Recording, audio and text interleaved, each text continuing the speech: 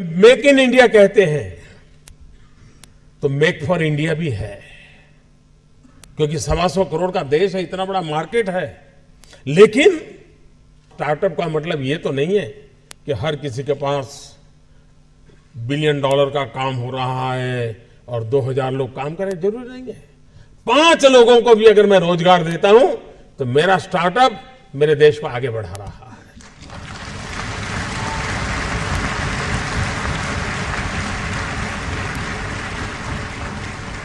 एक psychological change लाना है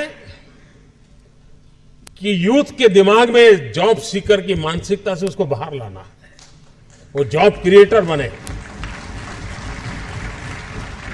और एक बार उसके दिमाग में आ गया कि मुझे 2 लोगों की जिंदगी के बाद संभालना है, वो कर लेगा।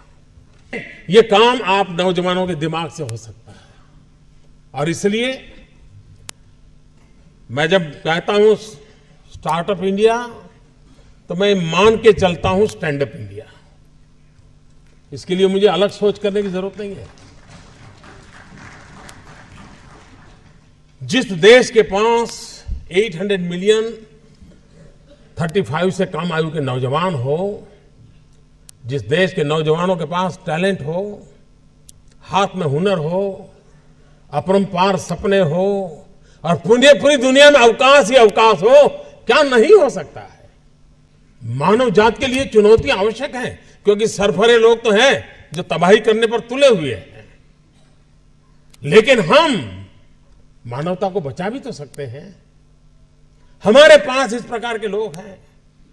और ये भी सही है, भारत के पास मिलियंस ऑफ मिलियन प्रॉब्लम है, कोई इनकार नहीं कर सकता है।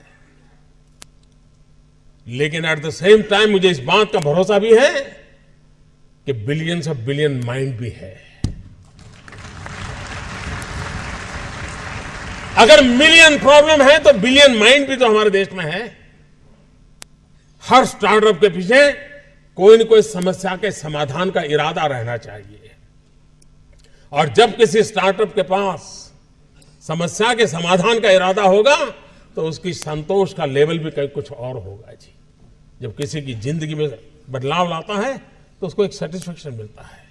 और इसलिए मैं वो कुछ करके दिखाऊं जिसमें मैं जॉब क्रिएटर बनूं, मैं वो कुछ करके दिखाऊं कि जिसके कारण किसी की जिंदगी में मैं काम आऊं, मैं वो कुछ करके दिखाऊं कि मेरे देश को एक कदम आगे ले जाने में मेरा भी कोई योगदान हो।